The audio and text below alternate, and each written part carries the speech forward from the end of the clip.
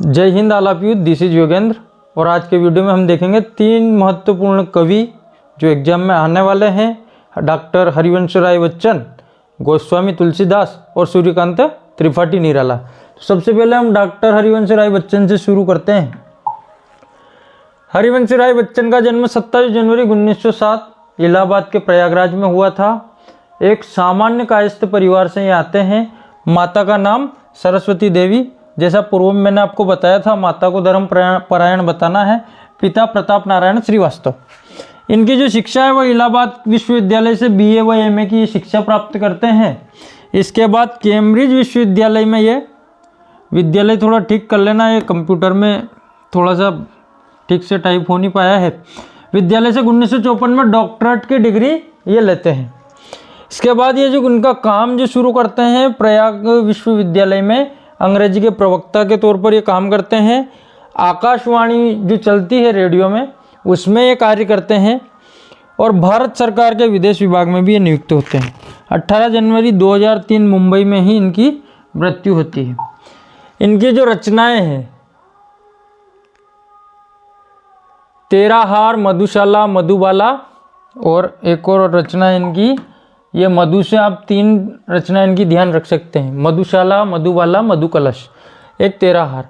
हालावादी दर्शन, हालावादी यानी कि आप इनकी मधुशाला जब पोइम पढ़ेंगे तो उसमें मदिरालय का भी जिक्र है। तो इसी प्रकार का मतलब मस्तानापन इनकी कविताओं में दिखता है। हालावादी दर्शन के हैं ये। इनकी कविताओं में रहस्यवादी भावनाएं होती है। प्रेम और सौंदर्य भी उसमें हमको दृष्टिगत होता है। सामाजिक चेतना, कुछ सामाजिक विषयों को भी ये अपनी कविताओं में उठाते हैं। वैयक्तिकता, प्रेरणाप्रद रचनाकार और प्रेरणा देने वाले रचनाकार हैं। कला पक्ष में जो इनकी भाषा को देखते हैं, सबसे पहले शुद्ध साहित्यिक खड़ी बोली का ये प्रयोग करते हैं। अब चूंकि उत्तर प्रदेश में रहते हैं तो अवधी भाषा भी इनकी भाषाओं में कहीं ना कहीं दिखती है। संस्कृत की तत्सम शब्दावली, तद्भव का प्रयोग, उर्दू फारसी शब्द, अंग्रेजी आदि भाषाएं इनकी भाषा में दृष्टिगत होती है। शैली, प्रांजल शैली का प्रयोग, संवेदनासिक्त गेय शैली के दर्शन, सरल व सरस शैली में गंभीर विचार, सरस शैली में लिखते हैं। अलंकार सभी उत्प्रेक्षा, सारे लगभग सभी अलंकारों का सभी कवि प्रयोग करते ही हैं। साहित्य में जो स्थान है, शुष्क व नीरस विषय भी सरस, यानी कि ऐसे विषय जिनमें हम खुद को उबा हुआ महसूस करते हैं, उनको भी बहुत ही रुचिकर ये बना देते हैं, सरस बना देते हैं, सरल बना देते हैं। और छायावाद के उत्तर युग के प्रख्यात कवि हैं। अब आ जाते हैं हम गोस्वामी तुलसीदास। अब गोस्वामी तुलसीदास की बात करना यानी छोटा मुंह बड़ी बात। 1532 बांदा यूपी के राजापुर गांव में माना जाता है इनका जन्म। इनके जन्म स्थान पे अलग अलग मत है, पर हमारी जो टेक्स्ट बुक में जो दिया है उस हिसाब से हम 1532 लिखेंगे और पीछे लिखेंगे इसको माना जाता है। माता पिता, हुलसी देवी इनकी माता है, आत्माराम इनके पिता हैं। कार्य, सांसारिक ऐश्वर्यों से विरक्त। संसार का जो ऐश्वर्य होता है, भोग विलास होता है, जो भौतिक सुख सुविधाएं होती है, उनसे वो विरक्त होते हैं। काशी में रहते हैं, अयोध्या में राम को जीवन भर गाते रहते हैं। ये उस युग के कवि है जब कवि महाराजाओं के, राजाओं के दरबार में गाया करते हैं और उनका जीवन अच्छे ढंग से, उन राजाओं की कृपा होने के कारण बहुत अच्छे ढंग से चल सकता है। इनका भी चल सकता था, परंतु इन्होंने राम को चुना और जीवन भर कहते रहे कि मैं तो मेरे राम का चाकर हूँ। किसी राजा महाराजा के लिए इन्होंने नहीं लिखा। निधन 1623 काशी में इनका निधन होता है। रचनाएं, कवितावली, दोहावली, रामचरितमानस जो सबसे महत्वपूर्ण इनकी रचना है, विनय पत्रिका, और भी कई सारी इनकी रचनाएं हैं। भावपक्ष, रामचरित्र तो इन्होंने 500 वर्ष पूर्व ही ऐसा लिखा है जो आज तक प्रासंगिक है और लोग आज भी उसको गाते हैं। और आज राम मंदिर की प्राण प्रतिष्ठा का अवसर भी है। तो इनका जो राम है वो एक ऐसा महानायक है जो लोक मंगल के लिए अपना पूरा जीवन लगा देता है, जो महलों के ऐश्वर्य को छोड़ करके जंगल जाता है और उपेक्षितों की, वंचितों की और शोषितों के लिए अपने पूरे जीवन भर काम करता है। रामचरित्र की प्रधानता इनकी इसमें दिखती है। मंगल, कृष्ण, गीतावली व हनुमान वाहक को छोड़कर, पार्वती मंगल, कृष्ण गीतावली व हनुमान वाहक को छोड़कर इनके जितने भी काव्य है सब में राम के चरित्र को गाया गया है। भक्ति भावना, राम के प्रति भक्ति भावना इसमें दिखती है। लोक मंगल की भावना, उनका जो नायक है वो लोक मंगलकारी है। समन्वय की भावना, शक्तिशील व सौंदर्य का चित्रण, यानी कि सौंदर्य, यानी प्रभु श्री राम को इतना सुंदर इन्होंने वर्णित किया है कि हजारों कामदेव भी उनके सामने फीके लगने लगते हैं। शील का वर्णन, यानी प्रभु श्री राम का जो धैर्य है उस धैर्य का भी बहुत अच्छे ढंग से, और उनकी शक्ति का भी वर्णन उन्होंने बहुत अच्छे ढंग से किया, यानी कि ऐसे नायक का इन्होंने वर्णन किया जो अपने आप में पूर्ण है। रस योजना, शांत रस, श्रृंगार रस, करुण रस, रौद्र, वीर रस, सभी प्रकार के रस इनके इसमें भी दिखते हैं। इसके बाद इनका जो कला पक्ष है, भाषा अवधि व ब्रज भाषा, अवधि भाषा है, ब्रज भाषा है, लोकोक्ति व मुहावरों का प्रयोग किया है।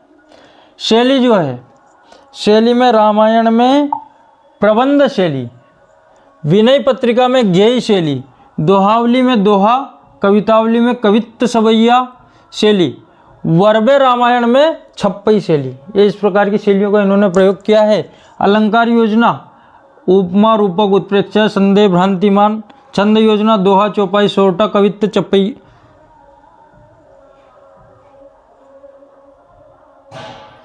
ये छप्पई है,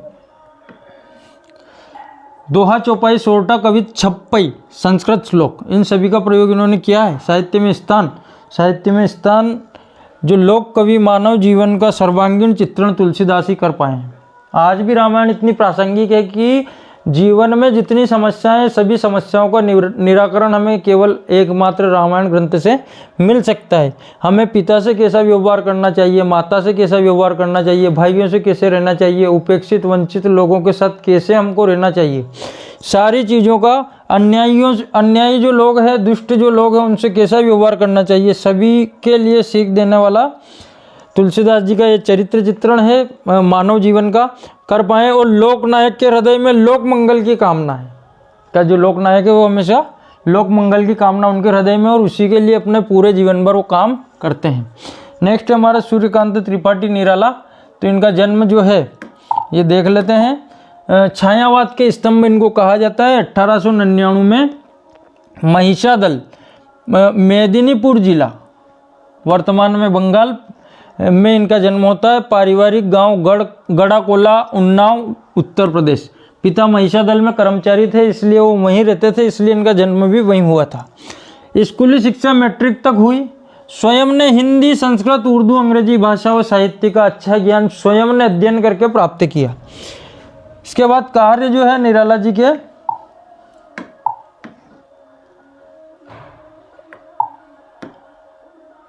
निराला जी का जीवन दुख और संघर्षों से बीता है। इनके जीवन में दुख रहे हैं, संघर्ष रहे हैं।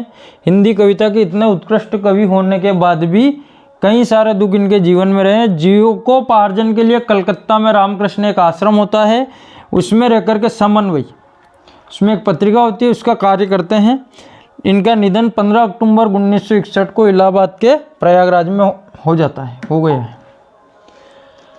रचनाएं अनामिका, परिमल, गीतिका, बेला, तुलसीदास, राम की शक्ति पूजा, ये कई सारी इनकी रचनाएं हैं। 2 रचनाएं पूछी जाती है। भाव पक्ष, प्रेम व सौंदर्य, इनकी कविताओं में प्रेम दिखता है, सौंदर्य दिखता है। राष्ट्रीयता, देशभक्ति, देश प्रेम इनकी कविताओं में दिखता है। भक्ति दिखती है, राम की शक्ति पूजा, तुलसीदास जो इनकी रचनाएं, इनमें भक्ति दिखती है। रहस्यमयी भावनाएं भी इनकी रचनाओं में होती है। प्रकृति का चित्रण भी बहुत ही सुंदर ढंग से इन्होंने किया है।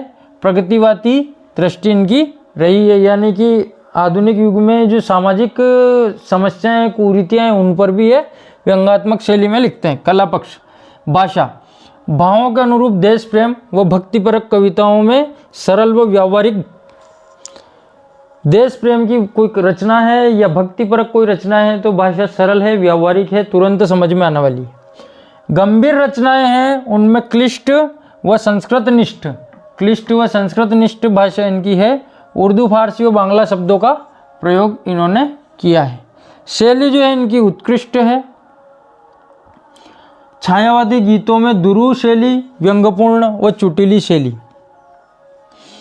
छायावादी जो गीत है उनमें शैली दुरू है और बाकी शेष में व्यंग्यपूर्ण व चुटीली शैली है। अलंकार योजना, सारे लगभग अलंकार लिखे हुए हैं। पुनरुक्ति, प्रकाश, उपमा, उत्प्रेक्षा, रूपक, मानवीकरण, विशेषण।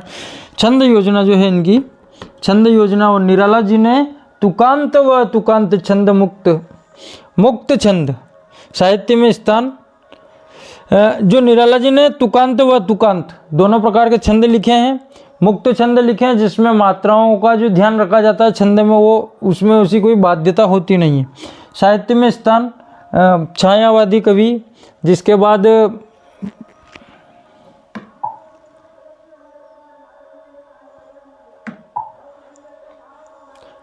साहित्य में जो स्थान है, एक उत्कृष्ट छायावादी कवि है, प्रगतिवादी कवि है और साहित्य में इनका ऐसा स्थान है जिसके लिए हिंदी साहित्य इनका हमेशा के लिए आभारी रहेगा।